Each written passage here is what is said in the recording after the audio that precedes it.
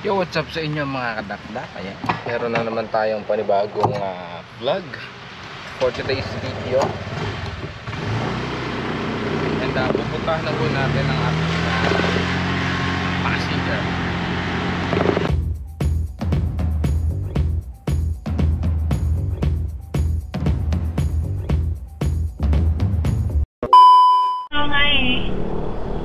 Ganun talaga ma'am, kasi alam mo sa totoo lang ang advantage talaga ng may mic po talaga is access tayo sa mga gustong suggestion ni passenger. Kasi ako mas priority ko kasi ma'am si passenger eh. Nice. Mas gusto ko na kung ano yung suggestion niya, yun yung susundin natin. Kasi siya ang mas may nakakaalam ng better way para sa kanya. Diba? Dito tayo ma'am, kaliwa. Kaliwa po yan. Okay. Sige ha. Yun yung pinakamabilis. Makakasave mo Okay. ng gasolina. Tama man yan. Ayaw nga no. Oo nga, tama. Saka pa na uwi ma'am? Sa Saresa daw, pero kahit pa lang na madalo yung tempo. Oo. Apo. Diyan ka talaga nag-work ma'am? Dito po. Oo. Galing. Kamusta naman ma'am? Okay naman? Okay naman. May pang Noche Buena na ba? Ay, naubos na. Naubos na? Saka kasi nila binigay. Oh talaga? Bayan? First week of November pa, wala na. Bayan, napaka-advance naman ng company. Kaya nga eh. Makakapit sa Pasko. Hindi yan ma'am, wag kang mag-alala, may sahod ko pa naman. Nagtatrabaho ka naman. Magaling po ako magkanta talaga.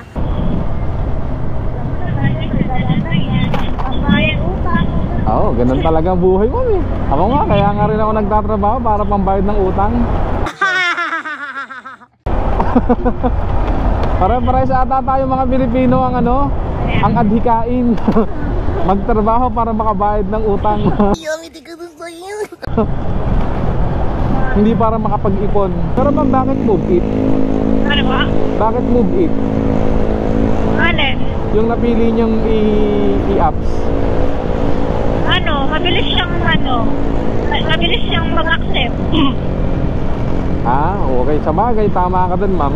Mas mabilis nakabuksan mo. Kalimitan kasi ma'am talaga sa move it ma'am, walang pinipili kahit sino. Ang move it lang ang bukod lang yung nakakalupit ng bahay. Wow. Salamat sa papuri ma'am. Salamat sa papuri ho. Nakalimutan ng mag-asawa. Dahil sa daming responsibilidad sa pamilya. Diba? Mga Pilipino tayo eh. Ganun yung Oo. Kung mawalan pag-asa ma'am, may tamang tao para sa'yo. Bahala na lang yung mga pamangkin ko sa akin pagtanda mo. Ganun ma'am yung mindset mo. Kailangan magkaroon ka ng lahi. Diba? Pabigyan mo ng lahi at ako ang iyong ina. Kung talagang ibibigay ni Lord, okay na yun? Yes, tama ka dyan. Malapit na pyesa sa amin eh. Ay, saan po sa inyo? Sa may Sampaloc po ako nakatira. Sampaloc. Oo, kakanta ko ma'am, may sasali ako singing competition. Ay, Magaling po ako magkanta talaga. nice, galingan mo sir, sana manalo Oo, ka. sabi kasi ng nanay ko ma'am, magaling daw ako kumanta. Pero nagtataka ako ma'am, every time po na kakanta ako, tinatawanan ako ng mga kaibigan ko. Yung masterpiece ko ma'am, alam mo yan ma'am, yung parang lungad. Lungad? Parang lungad. Ano yun? Yung kanta ni Agit. Katayin mo nga. Ang kantahin ka, sige. Hello po, my name is Michael. I will sing Parang Lungad by Agik. Let's go. Sa unang tingin, agad nang nahumaling sa nagniningning mong mga mata. Oh, ganda naman boss man. Maganda ma'am? Asan yung nakakatawa doon? Sabi ko na nga ba eh, sabi ng nanay ko maganda talaga boses ko eh. Ba't yung mga barkada ko tawa na tawa mo eh? Alam mo, pag Ganun yung mga tunay na barkada. Karit ka talaga. Ay, di na po ba yun? Kasi minsan parang naiinsulto ako, parang pangit ba boses ko? Hindi ka. Ay, isa, huwag kang mag-alala ma'am, yun yung kakantahin ko eh. Sana manalo ako ma'am, no? Oo, sana manalo ka. Kapag hindi ka pinuli ng mga taong barkada mo. Laki pa naman ng premyo ma'am. Magkano? Ano, 500 yung champion. Tangin na, bakit 500 lang? Yun nga eh, gusto ko nga mag-champion eh, para makuha ko yung 500 eh. 500 lang yung ano. Tsaka naman ano, pinapaganda ko yung vocal George ko. Ito yung vocal George. Yung baka George. Vocal George, ito yung vocal George para okay. vocalization. Oo. Ako paborito kong ano ma'am na singer si ano, si Ogie. Ogie Alcacid? Uy, ang gaganda kaya ng ano nun? Fountain niya. Apo. Yung Ikaw Sana, alam mo Ikaw Sana ma'am? Ikaw sana. Yung isa pa, nakanta niya, sa buhay natin Oo, yun. mayroong isang mamahalin.